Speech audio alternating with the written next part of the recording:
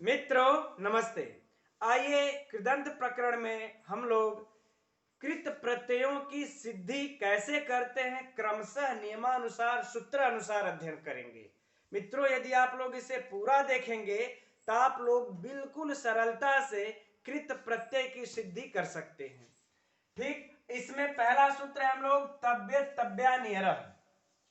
यह क्या कहता है? यह कहता है कि तव्यत तव्य अनियर यह तीनों प्रत्यय धातु से हो, अर्थात इधर धातु हो, धातु के परे तव्यत तव्य अनियर है ना, तव्य तव्य अनियर यह प्रत्यय हो। यह तीनों प्रत्यय मित्रों धातु से किसी भी धातु से हो सकते हैं। धातु के लिए कोई भी बाउंडेशन नहीं है। इसमें मित्रों यह याद करने के लिए आप लोगों को इस तरीके से भी याद कर सकते हैं, इसको समझ सकते हैं। जो कृत्या के अधिकार में है ना कृत प्रत्यय पढ़े गए हैं, जो कृत्य प्रत्यय है वह तो सात ही है। तव्यत तव्य अनियर केलीमर यत यत और क्य, यह सात प्रत्यय है ना। तो इसमें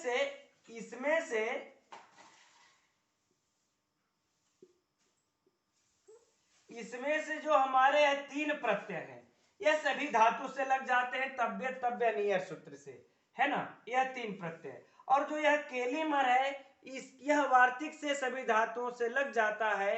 इसके लिए सूत्र आता है केलीमर उपसंख्यानम वार्तिक से। इस वार्तिक से सभी धातुओं से यह भी लग जाता है। तो हम यह देखते हैं कि यह जो चार सूत्र चार प्रत्यय हैं हमारे कृत्य के अंतर्गत इन सातों में से यह सभी धातुओं से लगते हैं, यह सभी धातुओं से लग जाते हैं। इनके लिए कोई धातु का बाउंडेशन नहीं है। ठीक, अब बच गए हमारे तीन यत यत और क्यप। ठीक, यह तीन धातुएं जो है नियमानुसार लगते हैं, अर्थात इनके लिए नियम दिया हुआ है, उसी नियम के अनुसार शर्तों के अनुसार ही यह तीन धातुएं लगते हैं। नियमानुसार अर्थात शर्तों के अनुसार ही लगते हैं, है ना। लेकिन यह जो ऊपर के चार हैं यह सभी धातुओं से लग जाते हैं, जिसमें से यह तीन जो है आपको इस तव्य तव्या नियर से लग जाते हैं। चौथा जो है केलीमर उपसंख्यानम वार्तिक से लग जाता है। आ गई बातें समझ में। अब हम लोग आगे बढ़ते हैं। इन सातों धातुओं का मित्रों हम लोग क्रमशः सिद्धि करके ही देखेंगे और देखिए कैसे इसको सिद्ध करते हैं। अब यह अच्छा एक बात यह भी है कि यह तव्य तव्या नियर यह प्रत्यय किस वाच्य में लगता है? ये जो हम लोग तव्यत है और यह तव्य है और यह नियर है, यह किस वाच्य में लगता है? कर्मवाच्य, या तो यह भाववाच्य में लगेगा या फिर यह कर्मवाच्य में लगेगा, है ना। तो हम लोग दोनों का उदाहरण देख करके सिद्ध करेंगे। तो पहले हम लोग भाववाच्य का उदाहरण देख लेते हैं, इसकी सिद्ध प्रक्रिया को देख लेते हैं, फिर कर्मवाच्य को देखेंगे। तो हम लोग जब भाववाच्य को देखते हैं तो भाववाच्य का उदाहरण है एधितव्यम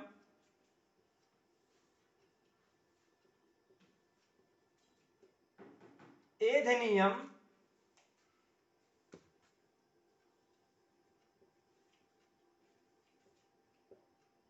व त्वया, है ना।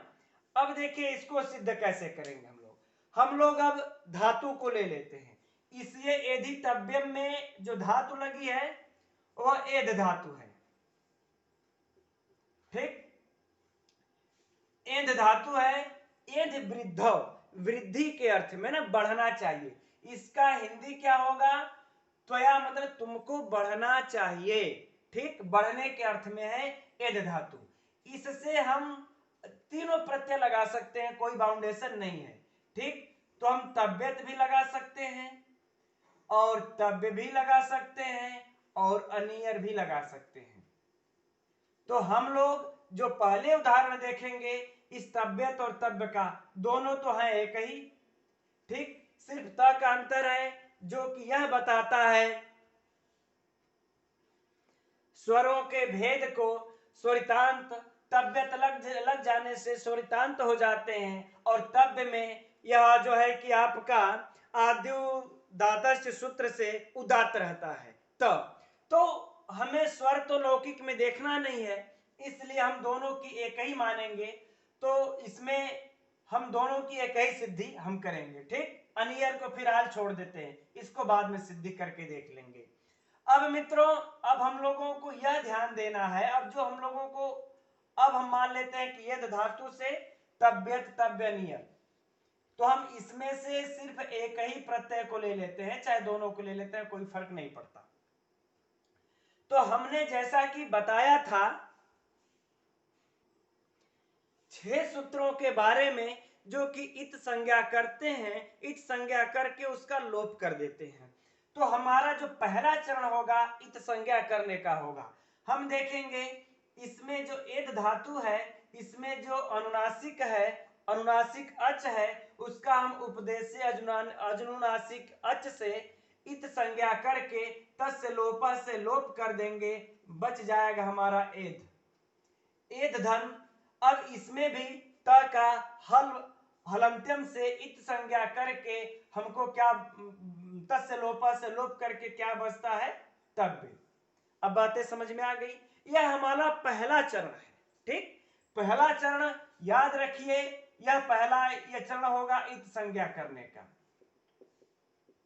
कि जब भी हम धातु से प्रत्यय लगाएं तो हमें इत संज्ञा कर लेना है, धातु का भी और प्रत्यय का भी, ठीक।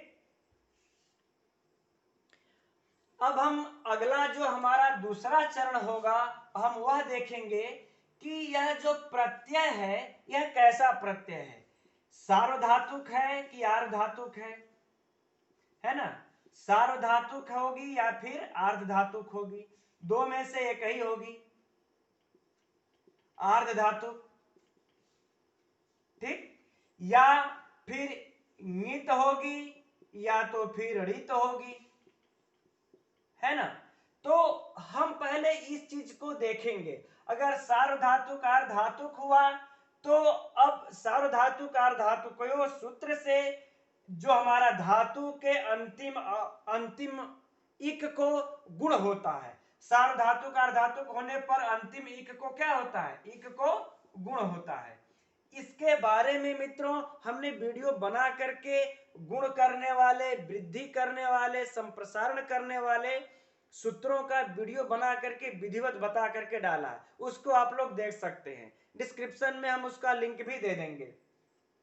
अब अच्छा, ङित और ऋत, ङित और ऋत यदि है, अर्थात कोई ऐसा प्रत्यय है जिसमें इया इत हुआ हो या र इत हुआ हो, अगर ऐसा हमें यह प्रत्यय दिख गया तो धातु के, तो ऐसा दिख जाता है तो धातु के अंतिम अच को, है ना, अंतिम अच को क्या होगा फिर, वृद्धि। अंतिम अच को क्या हो जाएगी, वृद्धि। और अगर सार्वधातुक आर्धधातुक दोनों में से कोई एक भी रहा तो गुण। अच्छा, अब इसमें संप्रसारण करना भी है, संप्रसारण भी होता है, लेकिन संप्रसारण होता है तो वाचिस्व पिय जादीनाम किति च से होता है।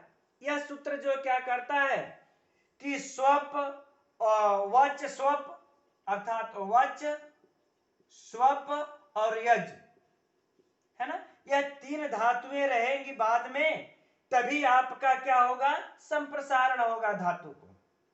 अगर यह तीन प्रत्यय अगर बाद में है तभी धातु को संप्रसारण होगा। और भी है, ग्रहिज्या करके एक जो सूत्र है, उसमें आपका ग्रह, ज्या, वे, व्याध और वश, ये इत्यादि ये सब धातुएं हैं। इन धातुओं के, धातुएं कह रहे हैं, ये सब प्रत्यय हैं। इन प्रत्ययों के रहने पर ही धातु को संप्रसारण होगा। तो अब हम देखते हैं, यह तीनों हमारे कंडीशन हो गए। एक गुण करने का हो गया, एक वृद्धि करने का और एक संप्रसारण करने का। तो वच स्वप यज ग्रह ज्या वे व्यधवस इतनी धातुएं रहेंगी तभी संप्रसारण होगा। तो हमारा तव्य धातु है, यानी एध को संप्रसारण नहीं होगा। क्लियर।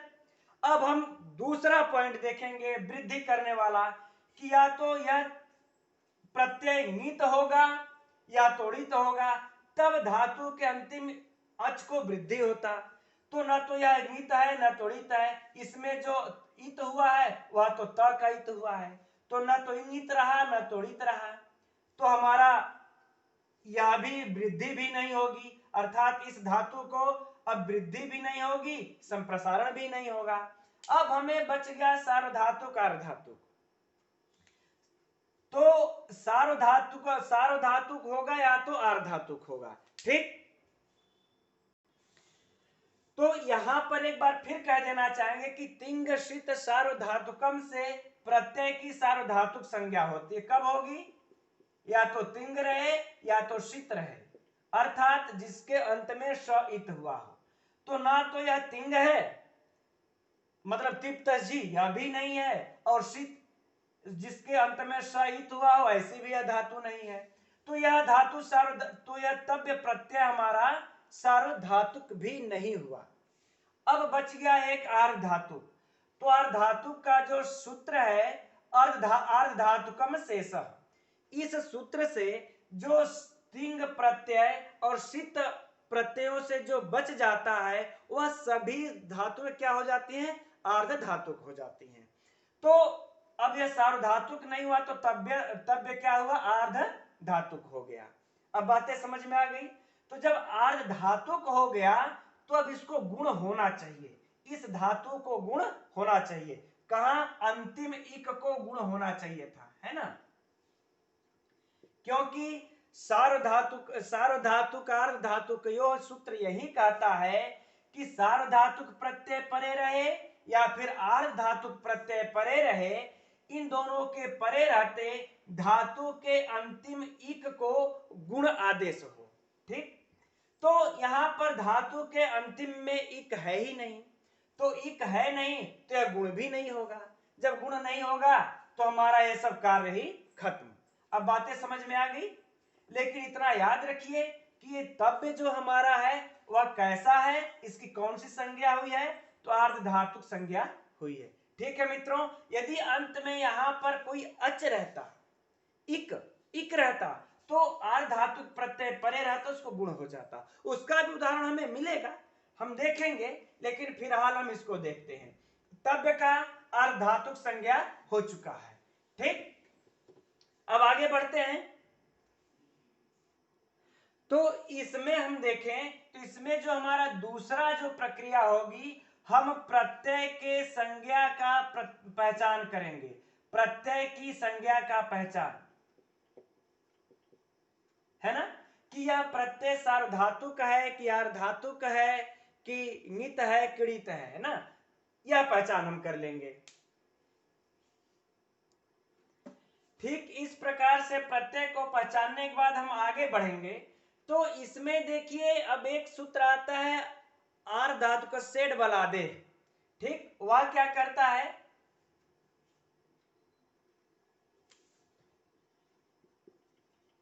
अर्धधातु कस्य कसेड बला दे। ठीक, यह हमारा अगला सूत्र है।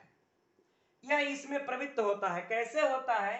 कहता है कि अर्धधातुक परे रहते इड का इट का आगम हो। किसका आगम हो? इट का आगम हो।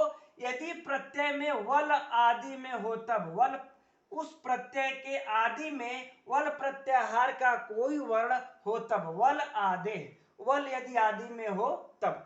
तो देखिए मित्रों, यहां पर देखिए धातुएं तीन प्रकार की होती हैं इस प्रकार से। एक होती हैं सेट, एक होती हैं वेट, और एक होती है अनिट, है ना। इन तीनों धातुओं का आप लोग समझ लीजिएगा। ठीक, यह जो धातु के तीन प्रकार हैं, सेट में नित्य ईट का आगम होता है, नित्य ईट आगम होता है ना। सेट धातुओं, जो धातुएं सेट होती हैं उनमें नित्य ईट का आगम होता है, और जो धातुएं वेट होती हैं उनमें ईट आगम नहीं होता है ना, उनमें नहीं होता है, ईट आगम नहीं होता। बातें समझ में आ गई। और जो वेट होती हैं उसमें ईट का आगम विकल्प से होता है, उनमें ईट का आगम विकल्प से होता है। तो अब मित्रों बात यह हो गई कि हम कैसे पहचानेंगे कि कौन सी धातु सेट है, कौन सी धातु वेट है और कौन सी धातु अनिट है, ताकि हम ईट का आगम हम उसमें सरलता पूर्वक कर सके। तो मित्रों यह एक बहुत बड़ा प्रश्न है, तो हम लोग इसको बाद में देखेंगे। यदि हम लोग इसको यहां पर देखेंगे तो उलझ करके रह जाएंगे। ठीक, फिलहाल हम यह जानते, यह समझते हैं कि जो एद धातु है यह सेट धातु है। क्या है? सेट धातु है। सेट धातु हो जाने के कारण इसमें ईट का आगम होगा, लेकिन ईट का आगम तभी होता है, उसके लिए कंडीशन या सूत्र दिया हुआ है कि जब आर्ध धातु प्रत्यय परे रहेगा और वल जिसके आदि में रहेगा, वल प्रत्याहार का, तभी ईट का आगम होगा। तो देखिए तव्य कैसा है? आर्ध धातुक है, इसको हम लोग सिद्ध कर चुके हैं। आर्ध धातुक प्रत्यय प्राप्त हो गया। अब वल, वल प्रत्याहार में ह य व र, व से लेकर के हम हल के 14वें माहेश्वर सूत्र के ल तक जाएंगे। तो हमारे पूरे ह को, ह य व, ह य को छोड़ करके पूरे व्यंजन ही आ जाते हैं, वो य को छोड़ करके पूरे व्यंजन आ गए। जब पूरे व्यंजन आ गए तो त तो उसमें आ ही जाएगा, तो वल हमको आदि में प्राप्त हो गया। जब वल आदि में प्राप्त हो गया तो हम यहां पर ईट का आगम कर देंगे। लीजिए ईट का आगम भी कर दिए हम लोग। देखिए मित्रों आराम से यह आप लोगों का सिद्धि होती जा रही है। अब ईट का आगम किस सूत्र से हुआ है? आर्ध धातु का सेड बलादे से, है ना, आर्ध धातु कस्य बलाडे।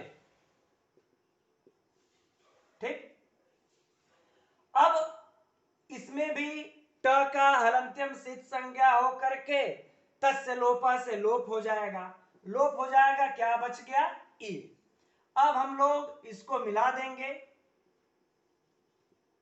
ए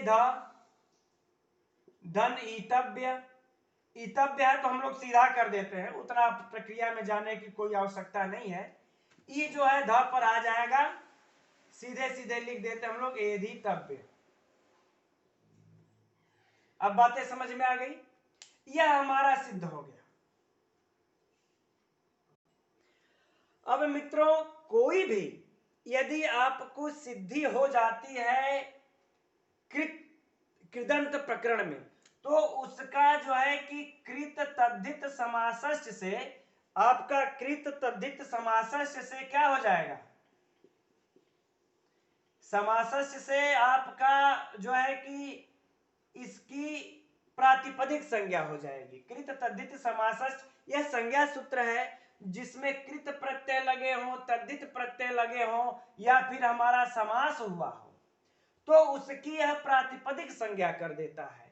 जब प्रातिपदिक संज्ञा कर देगा तो प्रातिपदिक हो गया। अब हमारा एधितव्य कृत प्रत्यय लगा ही है, हमारा तव्य, यह प्रातिपदिक हो गया।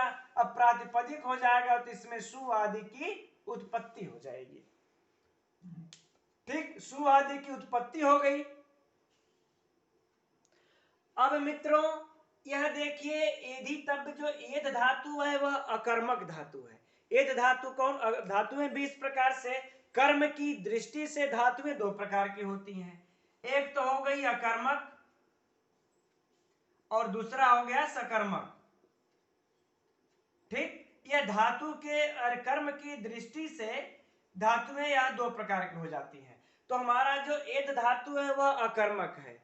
अब बात यह भी फंस गई कि हम कैसे पहचानेंगे कि धातु कौन सी धातु अकर्मक है, कौन सी धातु सकर्मक है। तो उसके लिए एक श्लोक है, उसको आप लोग याद कर लीजिए, तो वो आप लोग पहचान में आ जाएगा कि कौन सी धातुएं अकर्मक होती हैं, कौन सी धातुएं सकर्मक। ठीक, उसको हम बता देते हैं। लज्जा सत्ता स्थिति जागरणम, देख लीजिए, मैं पहले उसको लिख लेता हूं तब बताता हूं। यह देखिए 13 अर्थ की धातुएं हैं। लज्जा, सत्ता, स्थिति, जागरणम, वृद्धि, क्षय, भय, जीवित, मरणम, शयन, क्रीड़ा, रुचि, दीप्यर्थम, धातु गणम ते ते कर्मकम आहु। यह देखिए 13 अर्थ है। इन 13 अर्थ को आप याद कर लीजिए, और इन 13 अर्थ में जितनी भी धातुएं आएंगी वह धातुएं अकर्मक होंगी। ठीक, 13 है, देख लीजिए। लज्जा 1, सत्ता 2, स्थिति 3, जागरणम 4, वृद्धि 5, क्षय 6, भय 7, जीवित 8, मरण 9, शयन 10, क्रीड़ा 11, रुचि 12, दीप्ति 13। यह 13 अर्थ की धातुएं हैं। अब इसमें जैसे मान लेते हैं लज्जा में कौन सी धातुएं चलती है? लज्ज, ही। सत्ता के अर्थ में भू, अस, विद, ये सब धातुएं। स्थिति के अर्थ में स्था, जागरणम के अर्थ में जागृ, और देखिए वृद्धि के अर्थ में यही एद धातु। हमने कहा था कि एद बढ़ना के अर्थ में, शुरुआत में हमने बताया था तुमको बढ़ना चाहिए। जो एद है यह वृद्ध, यह किस अर्थ में है? बढ़ने अर्थ में है। तो देखिए वृद्धि के अर्थ में एद धातु है, तो हो गई यह धातु अकर्मक। इन 13 अर्थ में, इन बस 13 अर्थ को याद रखिए। इस 13 अर्थों में जो भी धातुएं होती हैं, जो भी धातुएं चलती हैं, वह सभी की सभी अकर्मक होंगी। बातें समझ में आ गई? मान लेते हैं यह 13 कभी कभी भूल भी गया, तो एक बड़ा शॉर्ट तरीका है, शॉर्टकट तरीका है अकर्मक धातुओं को पहचानने का, कि वह जो धातु है उसका वाक्य बना करके प्रश्न कीजिए। अगर उस प्रश्न का उत्तर मिल गया तो वह धातु सकर्मक है, अगर प्रश्न का उत्तर नहीं मिला तो वह धातु अकर्मक है। जैसे कि तुमको बढ़ना चाहिए, तुमको बढ़ना चाहिए, अगर इसके आगे हम प्रश्न लगा दें क्या बढ़ना चाहिए, तो इस क्या का कोई उत्तर नहीं है।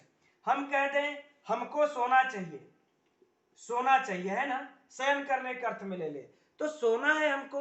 अब कोई कहे क्या सोना है, अब भाई अब इसमें क्या, इस क्या का उत्तर कोई नहीं निकलेगा। लेकिन यही कह दें कि हमको खाना है ना, खाना है हमको, तब अगर कोई कहे क्या खाना है, तो हम कह देंगे आम खाना है, रोटी खाना है, मिठाई खाना है। इस क्या का उत्तर मिल जाता है। अगर हम कह दें हमें खाना है, तो यह देखिए जो खादत खादता जब रूप खाद धातु से चलेगा, तो जो खाना है यह क्रिया कैसी हुई? सकर्मक। क्यों? क्योंकि इसका हमें उत्तर प्राप्त हो गया। लेकिन अगर कोई कह दे हमें सोना है, या कोई कह दे कि जागना है, जागरण, जागरण का ही ले लें, कोई कह दे हमें जागना है, तो क्या जागना है समझ में नहीं आएगा, इस क्या का कोई उत्तर नहीं है। लेकिन यह जो खाना है इसका उत्तर है। तो इस प्रकार से हम सकर्मक अकर्मक का एक सूक्ष्म सरल तरीके से अर्थ निकाल सकते हैं। ठीक है, तो यहां पर अब हम देख सकते हैं कि वृद्धि अर्थ में एद धातु का प्रयोग हुआ है, इसलिए यह धातु अकर्मक हुई। अब यह बातें समझ में आ गई। चलिए इस श्लोक को आप लोग नोट करके याद कर लीजिएगा, यह आपको हमेशा काम देगा। ठीक, अब अकर्मक हो जाने के पश्चात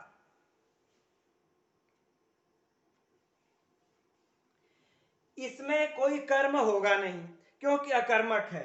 अब भाववाच्य में हमने पिछले वीडियो में हम बता चुके हैं कि भाववाच्य में तो जो कर्म होता नहीं।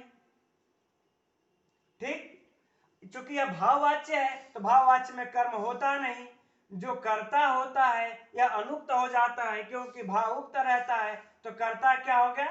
तृतीया। और जो क्रिया होगी वह किसके अनुसार होगी? तो इसमें किसी के अनुसार नहीं चलती। यह क्रिया सदैव नपुंसक लिंग में और एक वचन में ही होती है। अब बातें समझ में आ गई? तो हम लोग इसको नपुंसक लिंग एक वचन में कैसे परिवर्तित करते हैं सु को। ठीक, क्योंकि जब भी हम प्रयोग करेंगे अपदम न प्रयोजितम, अपद का तो हम संस्कृत में प्रयोग कर नहीं सकते, इसको पद बनाना होगा। जब पद बनाना होगा तो इस एधितव्य प्रातिपदिक में सु आदि की तो उत्पत्ति करनी ही होगी। लेकिन जब सु आदि की उत्पत्ति हम करते हैं तो हम यह देखेंगे कि अब इसमें हम कौन सी वचन लगाएं, कौन सी विभक्ति में रखें। तो जब हमें विभक्ति और वचन जब ध्यान देना होगा तब हम यहाँ आएंगे कि यार यह तो भाववाच्य में लगा है, यह तव्य प्रत्यय भाववाच्य में लगा है। अब यह अकर्मक धातु है तो क्रिया नपुंसक लिंग का एक वचन ही होगा, दूसरे के बारे में हमें सोचना ही नहीं है। ठीक, अब आइए, अब हम लोग इसको देखिए कर रहे हैं। अब नपुंसक लिंग में हो जाने के कारण एक सूत्र आ जाता है अतोम, अतोम है ना। अतोम सूत्र क्या कहता है?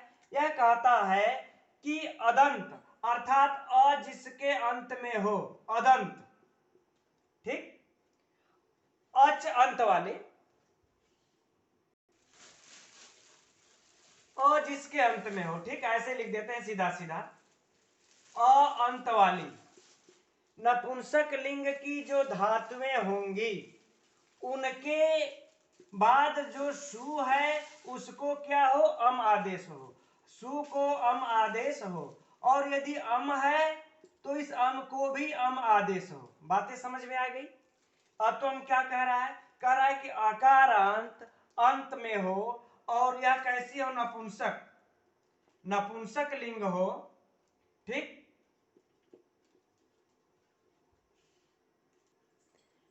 क्योंकि हमारा जो यह सूल लग रहा है यह नपुंसक लिंग के अर्थ में ही लग रहा है, तो कह रहे हैं कि नपुंसक लिंग में और अ अंत वाली यदि यह प्रत्यय हम जो विभक्ति लगा रहे हैं, सु आदि की उत्पत्ति कर रहे हैं, तो इस सु को अम आदेश हो और इसके बाद यदि अम हो तो भी अम आदेश हो, यह अतोअम कहता है। अब बात यह हो गई कि सु को मान लेते अम आदेश अतोअम से तो ठीक हुआ, लेकिन यह अम को भी अम आदेश क्यों कर रहे हैं? तो इसके लिए उसका उत्तर है, एक सूत्र है स्वमूर्ण पुंसकात, एक सूत्र है स्वमूर्ण पुंसकात। यह सूत्र क्या कहता है? यह सूत्र कहता है कि नपुंसक से सु और अम का लुक था। इस सूत्र से यदि नपुंसक लिंग है तो इस सु का भी और अम का भी हमें क्या प्राप्त था? लुक, ठीक, अर्थात लुक किया था। जैसे जब वारी, हम वारी कैसा शब्द है? नपुंसक लिंग का है। इससे जब हम सु आदि की उत्पत्ति करते हैं तो हम स्वमूर्ण पुंसकात इस सूत्र से इसका लुक कर देते हैं। जब इसका लुक कर देते हैं तो वारी बचता है और यह पद भी बन गया रहता है, इसीलिए वारी वारी वारणी हमारा रूप चलता है। तो इसीलिए कह रहे हैं कि अब यह भी देखिए नपुंसक लिंग है, यह भी तो नपुंसक लिंग है। तो इस नपुंसक लिंग होने के कारण स्वमूर्ण पुंसकात इस सूत्र से इस सु की लुक था, और यदि सु को अम आदेश कर देते तो अम का भी तो लुक हो जाता इस सूत्र से, क्योंकि यह सु का भी लुक करता है और अम का भी लुक करता है, तो दोनों का लुक हो जाता। इसीलिए अतो अम को आकर के इसका स्वमूर्ण पुंसकात सूत्र का यह अपवाद सूत्र आया और यह कहा कि सु को अम आदेश हो और यदि अम है तो भी उसको भी अम आदेश हो, नहीं तो इसके द्वारा यह लुक हो जाता, ठीक। अब हम लोग इस सु को अम आदेश करते हैं, है ना। इस सु को अम आदेश कर दिया तो क्या हो गया? एधितव्य धन अम, यह किस सूत्र से हुआ? अतोअम से, अतोम से हुआ, ठीक है। अब एक सूत्र आता है अमी पूर्व, ठीक,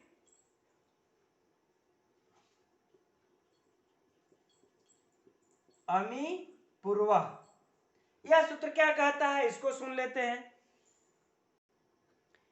कि अक से, यह सूत्र कह रहा है कि अक से अम, अक से अम में विद्यमान अच परे हो तब क्या होता है? पूर्व और पर के स्थान पर एक आदेश हो जाता है, यानी कि यह पूर्व रूप हो जाएगा। तो देखिए यहां पर यह है, यह में हमें क्या प्राप्त हुआ है? अ, अप्राप्त हो जाने के बाद हमें यहाँ अम प्राप्त है और अम में हमको अच मिल गया, इसलिए यह जो है कि अम में विद्यमान अच परे, यह अम है, अम में यह विद्यमान अच है ना, अच परे होने के कारण यह अमी पूर्वा से पूर्व रूप हो जाएगा। जब पूर्व रूप हो जाएगा तो क्या हो जाएगा, एधितव्यम। अब बातें समझ में आ गई।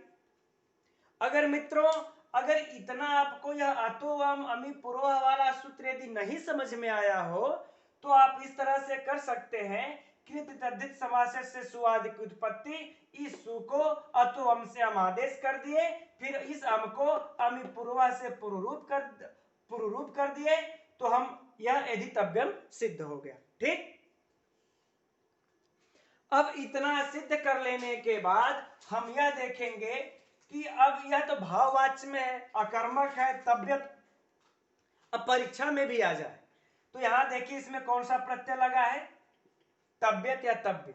तो आप इतना तो अब आपको याद ही हो गया होगा कि यह तब्य प्रत्यय भाववाच्य या कर्मवाच्य में लगते हैं। ठीक, अब तो यानी यह दोनों में से कोई एक हो सकता है।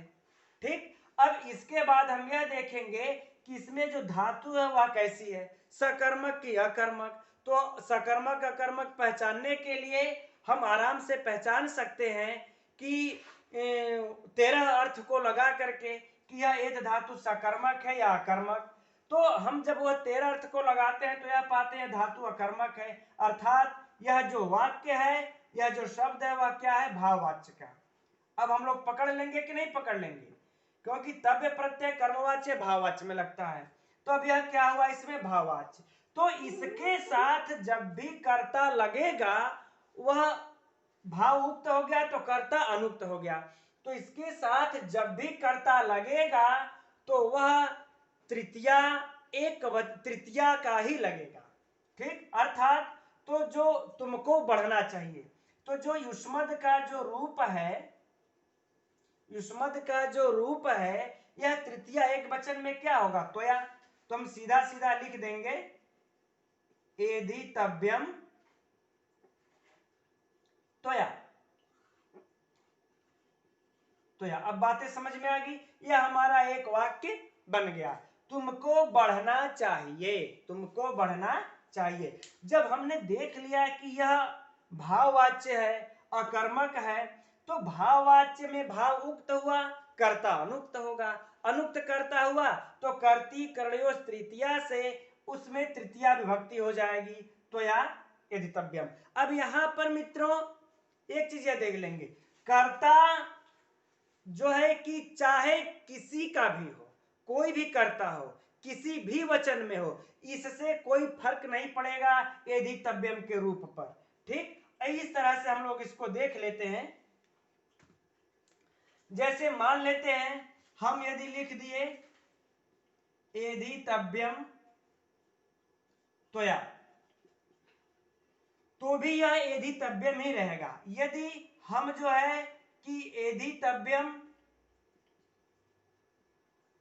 एधितव्यम के बाद हम यदि त्वया के बाद युवाभ्याम भी लिख दें, युवाभ्याम यानी कि तुम दोनों बढ़ो, तो भी यह द्विवचन हो गया। यहां पर एक वचन था, यह द्विवचन हो गया, लेकिन इस एधितव्यम पर कोई फर्क नहीं पड़ेगा। यह जब भी क्रिया होगी नपुंसक लिंग एक वचन में ही होगी। यह कर्ता भले एक वचन हो, द्विवचन युष्माभि भी कर देते हैं हम। अगला कर देंगे एधितव्यम, एधितव्यम युष्माभि। ठीक, तो भी देखिए यहां कर्ता कितने वचन हो गया, 3 वचन यानी बहुवचन। तो यहां पर फिर भी एधितव्यम एधितव्यम एधितव्यम, इसमें क्रिया में अंतर नहीं होगा। हम इस त्वया की जगह हम यदि कर्ता को चेंज करना चाहेंगे तो हम क्या लिख देंगे, तेन, एधितव्यम तेन, तेन ताभ्याम, और फिर भी एधितव्यम वही रहेगा। यहां पर तेन ताभ्याम तई, हम कुछ भी कर सकते हैं, तई लिख देते हैं यहां पर। यानी कि हम कर्ता को चेंज करेंगे, वचन को चेंज करेंगे, लेकिन इस एधितव्यम में हम चेंजेस नहीं करेंगे मित्रों। यह हमारा भाववाच्य का यही नियम है और यह हमारी सिद्धि भी हो गई। यह आप लोगों को एक वाच्य परिवर्तन की दृष्टि से भी यह समझ में आ गया। तो परीक्षा में हमारे विचार से अब इसमें गलतियां नहीं होनी चाहिए। अब इसमें एक बार हम लोग फिर से निगाह डाल लेते हैं।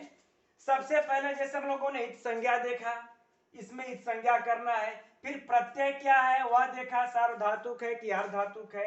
अब इसके बाद हम लोग क्या करते हैं कि तद्धित समासस् से इसकी प्रातिपदिक संज्ञा में सुवादि की उत्पत्ति कर देते हैं। उत्पत्ति कर देने के बाद अगर नपुंसक लिंग है तो अतोवम से सुकवम आदेश समीप पूर्व से पूर्व कर देते हैं। ठीक है मित्रों, अब हम इसी प्रकार से एधनिया का एधनियम इसकी भी सिद्धि होगी। इस एधनियम को भी देख लेते हैं। अब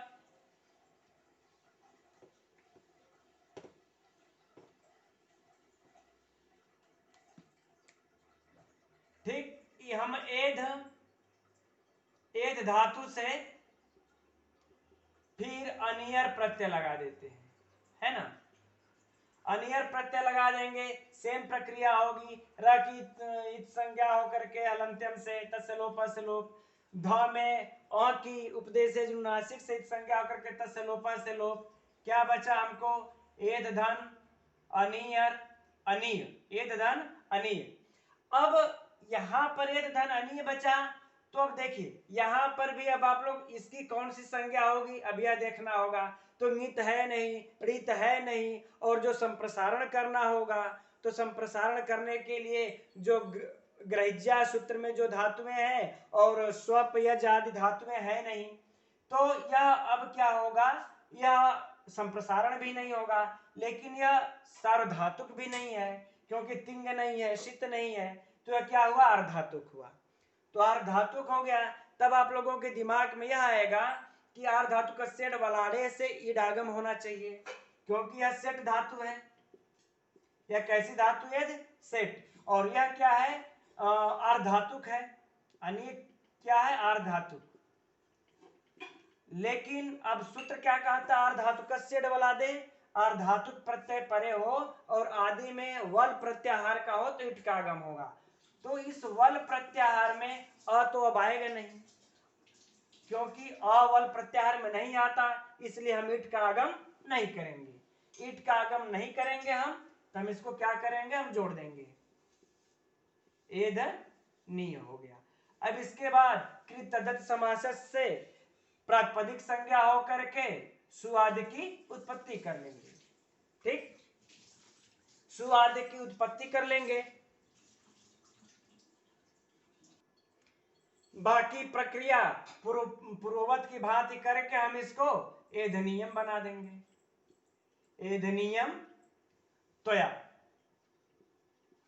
ठीक, तुमको बढ़ना चाहिए। इस प्रकार से मित्रों यह सिद्धि है। अब यह जो हम लोगों ने यह जो पढ़ा, यह जो था, यह अकर्मक धातु से था और भाववाच्य का उदाहरण था, है ना, तीनों का। अब हम लोग कल की वीडियो में आगे देखेंगे सकर्मक धातु का, सकर्मक धातु से देखेंगे और कर्मवाच्य में देखेंगे। वह उदाहरण हम लोग कल देखेंगे। तब तक के लिए मित्रों नमो नमः।